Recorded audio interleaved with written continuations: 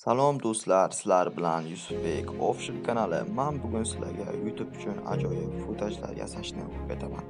Sizga footaj kerak bo'lsa, Telegram kanalimga qo'yib o'tdim. Bu yerdan olib foydalanishingiz mumkin. Unda videoni boshladik. KineMaster ilovasiga kirib olamiz hamda bu yerdan Clip New bo'limiga o'tamiz. Va bu yerga bizga kerakli bo'lgan video razmerlari bo'ladi. TikTok uchun, Instagram uchun, YouTube uchun. Menga kerakligi 3 razmer, uni bosib kirib olamiz va bu yerdan o'zimizga kerakli bo'lgan videoni tanlab olamiz.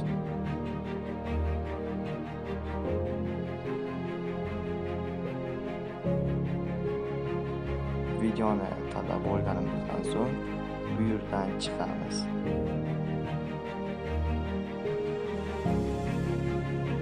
Layer tugmasini ustuna bosib, media bo'limiga o'tamiz.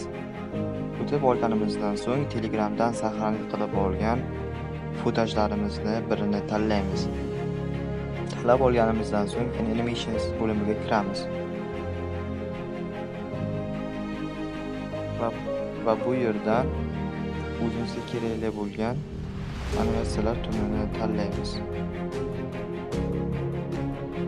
Tanlab olganimizdan so'ng footajning orqasidagi yashil fonni yo'q qilish kerak bo'ladi. Chroma key tugmasini ustiga bosib enable'ni yoqib qo'yamiz.